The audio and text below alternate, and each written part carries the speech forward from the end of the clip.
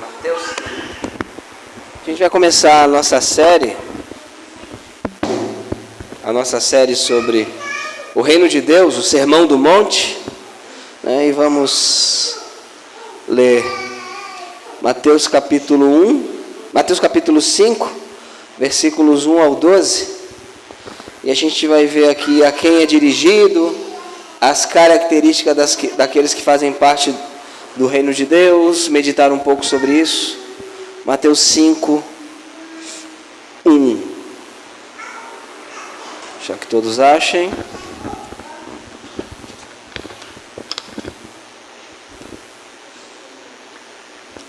Verso 1.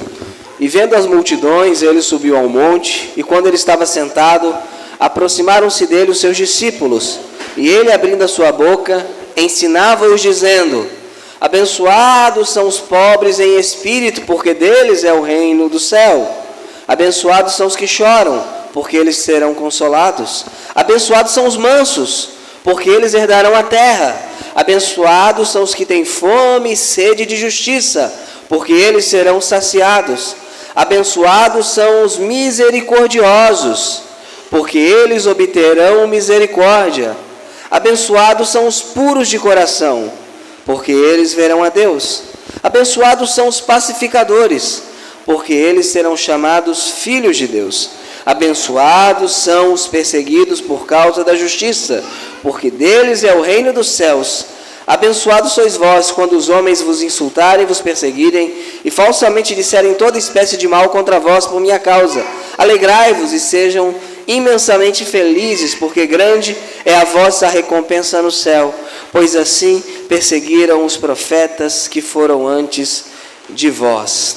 Temos aqui o texto do Sermão do Monte, e aqui a gente vai dar uma introdução do que é o reino, a quem é dirigido, quais as características daqueles que fazem parte do reino. Para a quarta-feira que vem, a gente vai ver as marcas, né, do caráter cristão.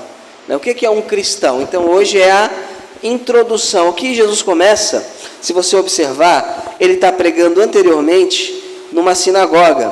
Ali no versículo 23, diz o seguinte, do capítulo 4. E Jesus foi por toda a Galiléia ensinando em suas sinagogas e pregando o quê? O evangelho do reino, e curando todas as espécies de enfermidades e todas as espécies de doenças entre o povo. Então ele começa a pregar nas sinagogas, ele ensina nas sinagogas, e é interessante, o que é uma sinagoga? O templo ficava onde? Em Jerusalém. Então você não podia ir toda hora em Jerusalém, não tinha Uber, não tinha ônibus, não tinha transporte. Então, quanto mais longe do templo, foram colocadas várias sinagogas. E para ter uma sinagoga, tinha que ter pelo menos 10 famílias na localidade para formar uma sinagoga. O nosso modelo de igreja é muito próximo da sinagoga, né?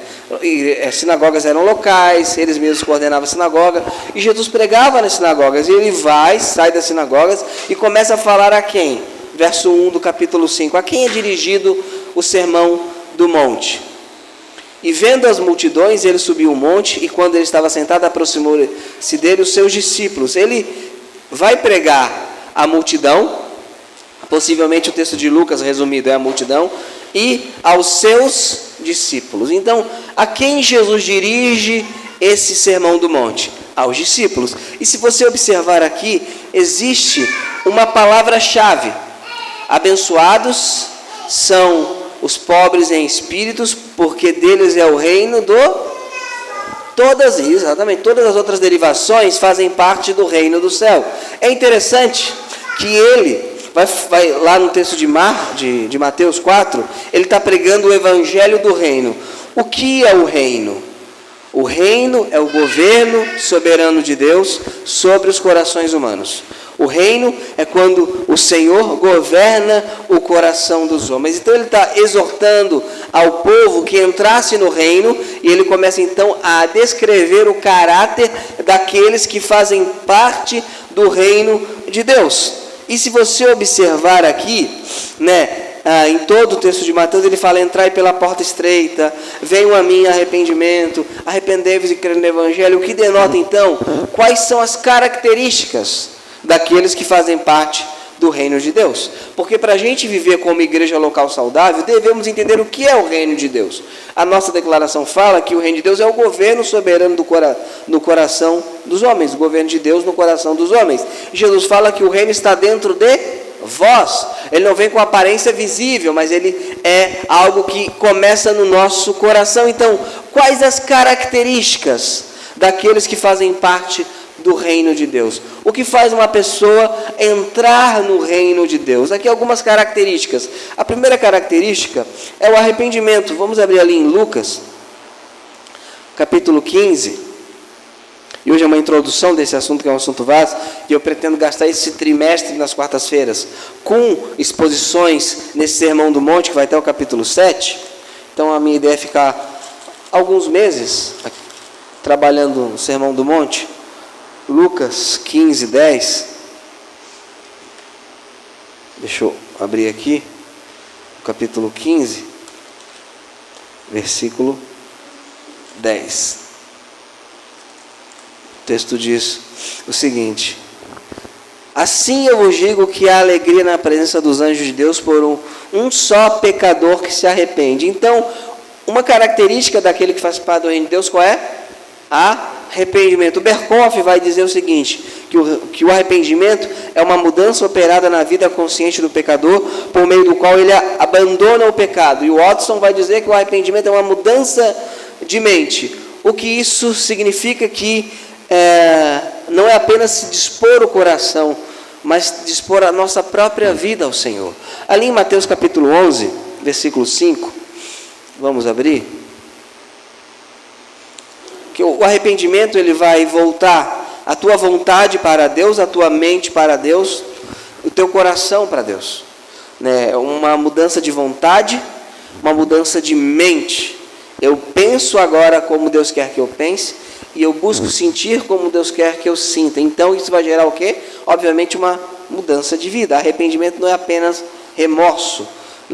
11, 5 diz o seguinte: os cegos recebem a sua visão e os coxos andam. Os leprosos são purificados, os surdos ouvem, os mortos são ressuscitados e aos pobres é pregado o evangelho. Olha que interessante, o arrependimento, a entrada no reino muda a nossa vida, muda o nosso estado. Eu era cego, agora não sou mais. Eu era coxo, andava caminho torto, agora não ando mais. Eu era leproso, vida de pecado, agora eu sou purificado. Eu era surdo, agora não sou mais, agora eu escuto o evangelho. Eu estava morto em delitos e pecados, agora eu fui ressuscitado. O verdadeiro arrependimento é um arrependimento que vai causar em nós uma mudança de estado. Salvação não é por obras, obviamente que não, mas o arrependimento é aquele start inicial que Deus faz no meu coração para que eu possa viver uma vida que o agrade. O que mostra então a segunda característica daqueles que entram no reino de Deus, que é o desejo de aprender de Cristo. Mateus 11, 29, novamente vamos ver. Lembrando que hoje é a introdução desse assunto do reino de Deus. Foi a quem dirigido a nós, a seus discípulos. E quais são as características daqueles que fazem parte do reino de Deus? Mateus 11, 29 mostra algo interessante. Vou ler o verso 28 também. Diz o seguinte: vinde a mim todos vós que estáis cansados e sobrecarregados, e eu vos darei descanso. Tomai sobre vós o meu jugo, e o quê? Aprendei de mim, pois eu sou manso e humilde de coração, e encontrareis descanso para as vossas almas, porque o meu jugo é suave e meu fardo é leve. Não aprendei sobre mim, embora seja importante, mas aprendei de mim. Um relacionamento vital comigo. Então, um discípulo, alguém que faz parte do reino de Deus, eu não estou falando um evangélico, estou falando alguém que faz parte do reino de Deus, ele tem um desejo de quê? De aprender de Cristo, de ter uma vida com Cristo, de ir a Cristo. Vinde a mim, venham a mim. Então, quando o Senhor começa o Sermão do Monte, Ele quer que aqueles que fazem parte do reino, ao entrarem no reino em arrependimento, continuem aprendendo dele, com Ele e também, obviamente, sobre Ele. As pessoas devem ir além das curas miraculosas. Elas devem querer saber mais e compreender melhor o próprio caráter de Jesus.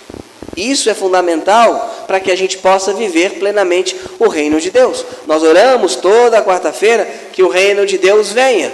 Nós cantamos que venha o teu reino, muitas vezes. Então, uma coisa fundamental é desejo de aprender. Jesus quer que nós façamos discípulos, então Ele quer que as pessoas aprendam a ser discípulos. Logo, é necessário o desejo de aprender como ser um discípulo. Infelizmente, muitas pessoas, aqui não, mas muitas pessoas acreditam que cristianismo é apenas ir ao domingo, escutar uma palavra e ver suas vidas tentando não pecar tanto. Isso é muito pequeno perto daquilo que Cristo nos propõe como vida cristã, que é um desejo profundo de aprender não somente sobre Ele, mas dele. Vejam como eu sou, vejam como eu ajo, dependam de mim. E um outro aspecto daqueles que fazem parte do reino de Deus é a prática. Começa com arrependimento, aí então eu tenho desejo de aprender dele, e o que vai acontecer então? Eu vou ter uma prática, né? Vamos abrir em Tiago, capítulo 1, versículo 21 e 22. Só lembrando, quarta-feira que vem a gente vai entrar mais profundamente no texto. Hoje é só uma introdução. Eu pretendo nos próximos 3 meses trabalhar sobre esse assunto com vocês. Tiago capítulo 1, versículo 21 e 22. Olha aqui sobre a prática, né? Portanto, rejeitando toda a imundícia e superfluicidade de malícia, recebei com mansidão a palavra de voz enxertada, a qual pode salvar as vossas almas. As obras não salvam. Quem salva é a palavra de Deus, é o próprio Jesus Cristo, quando recebemos arrependimento e fé. Mas recebeis com mansidão. E sede o quê? Praticantes, cumpridores da palavra, e não ouvinte apenas, enganando-vos a vós mesmos. Porque se alguém é ouvinte da palavra e não cumpridor, é semelhante ao homem que contempla o seu rosto natural em um espelho, porque ele contempla-se a si mesmo e segue o seu caminho, logo se esquece que tipo de homem ele era. Olha que coisa interessante. Alguém que escuta a palavra, escuta sobre o Senhor, sobre o reino, é como um homem que olha no espelho e esquece como era, esquece como estava vestido. Esse homem é uma pessoa normal? Não. Ele tem um déficit, alguma coisa, algum problema. Então, aquele que professa a fé e diz que está no reino, que diz que entrou no reino mediante arrependimento, quer aprender de Cristo, ele tem que ser um praticante da palavra de Deus. Ele tem que praticar aquilo que as Escrituras colocam. As obras não salvam, mas um cristão, ele vai procurar glorificar a Deus por meio da sua vida, né? Vai procurar glorificar a Deus por meio da forma em que vive. E a grande conclusão que a gente pode ver dessa introdução é uma pergunta a nós mesmos. Estamos fazendo parte desse reino, né? Se você observar, Jesus vai falar sempre que tem um caminho largo que muitos se perdem. E ele fala que largo e espaçoso é o caminho. Agora eu pergunto, algo largo e espaçoso é confortável ou desconfortável? É confortável. Logo, se eu estou vendo uma vida cristã muito confortável, sem nenhum tipo de paradoxo, sem nenhum tipo de frustração, porque eu não consigo atingir aquilo que eu deveria, sabe? Se eu estou vendo uma vida cristã que não me incomoda e não incomoda ninguém, que é extremamente confortável a mim, alguma coisa está errada. Porque o caminho apertado, quando a salvação, ele é apertado. Ele não é espaçoso. O local apertado, por vezes, é desconfortável. Então, como eu tenho vivido, né? O caminho amplo oferece espaço para opiniões e flexibilidade, tolerância, permissividade, tantas coisas que são mais fáceis de aceitar, porque é largo, né? O caminho amplo permite comportamentos pecaminosos, comportamentos erráticos. Ele é um caminho que ele não liga muito para a santificação. Agora, o caminho apertado do reino é um caminho que tem restrições morais, limites contra pensamentos pecaminosos, contra comportamentos pecaminosos. O caminho estreito, o caminho apertado, é um caminho que nos desafia. Então, se eu estou vivendo uma vida cristã sem desafio para mim mesmo, significa que é uma vida cristã, na melhor das hipóteses, de um salvo que é inútil para o reino. Eu falo na melhor das hipóteses. Qual seria a pior então? Na melhor é só um inútil para o reino. Então, observando que o reino de Deus é composto de pessoas arrependidas, que buscam aprender do Senhor e que buscam praticar, eu tenho que refletir, como eu tenho vivido? E eu termino aqui com algumas perguntas, para você refletir por você mesmo. A primeira é, você tem uma compreensão clara do que é o reino de Deus, que é o governo soberano de Deus sobre os corações humanos? E se sim, realmente Deus governa de maneira soberana sobre o coração dos crentes, isso tem mudado como as suas escolhas diárias? Como você tem vivido? Segunda pergunta, você tem buscado constantemente aprender mais do Senhor, da sua vontade, nas Escrituras, antes de você tomar a decisão para Cristo? Eu virei crente, eu virei cristão, mas eu tomo minhas decisões como eu tomava antes. Alguma coisa está errada. Alguma coisa está errada, né? Você tem essas características de arrependimento, buscar aprender do Senhor e de buscar uma vida que coloca em prática, não uma vida perfeita, mas uma vida que busca colocar em prática? Que pergunta não é se você cai, mas quando você cai, você se arrepende e se levanta, buscando acertar. E terceiro, né, é uma exortação, uma admoestação. Ore por sua vida cristã e peça que o Senhor te ajude a viver no reino dele. Então, essa introdução que a gente deu hoje do reino de Deus. O que é o reino? É o governo soberano de Deus sobre os corações humanos regenerados. A quem foi dirigido? Às multidões e aos seus discípulos. Aos seus discípulos. E é uma questão muito importante. As multidões até veem Jesus e acompanham Jesus, mas vêm de longe. Quem vê Jesus de perto e o segue de perto mesmo? Os discípulos. Somos a multidão que até vemos os sermões, as pregações de Jesus, mas quem coloca a mão na massa, quem é? Os discípulos, eles.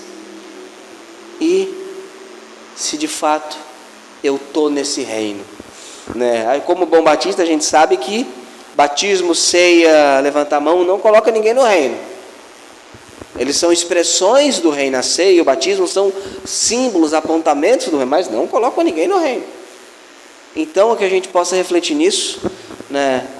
E quarta-feira que vem a gente vai agora destrinchar a prática, né? O caráter de alguém que compõe o reino de Deus. Amém?